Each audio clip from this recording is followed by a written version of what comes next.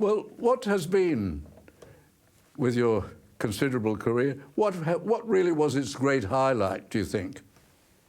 Oh, oh.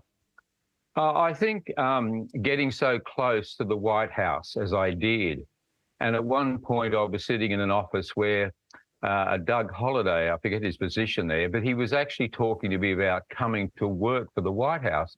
I mean, it was a terrific honour to even be considered to work in, you know, the highest game in the world in US politics, but that I'd risen to such a point that they would consider hiring an Australian to work for the administration. But then he rubbed his chin, he looked out the window and he said, folded his arms and said, but I think the security check probably will cost us too much. I wonder why a security check from Australia is so expensive. They must have been suspicious of us. There were a lot of other funny things going on at the White House at that stage. Remember, it wasn't all that business with the Contras in Nicaragua, and which eventually led to the Oliver North trials. So all that was happening in the background that I was at that point unaware of.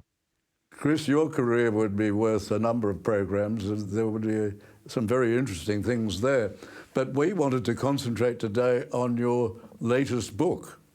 It's a beautiful book, and you sent me a sample copy when you ran off some early copies, and it's Australia, What a Capital Idea, 1770 to 1901. Why did you write this?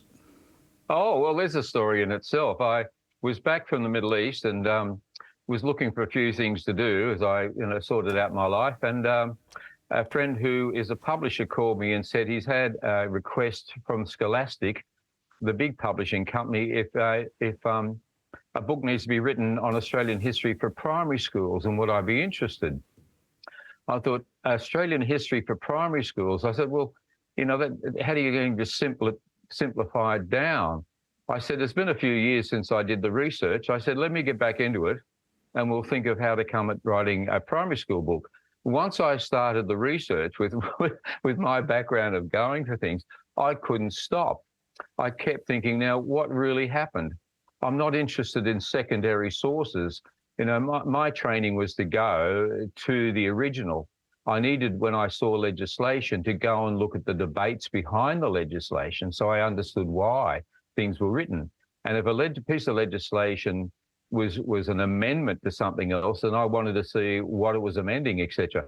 So to take, for example, the business of transportation of convicts. Now, what was all that about? Nobody that I could read as a secondary source had ever found the legislation behind transportation of convicts. And you think, well, don't you think we ought to read it? So I went and chased it back. And I went all the way back to the Elizabethan Act. I got hold of the original legislation, 1695.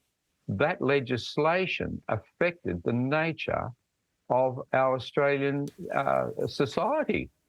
1695, 300 years, and then it was amended in 1717, and then again in 1774 under Lord Sydney.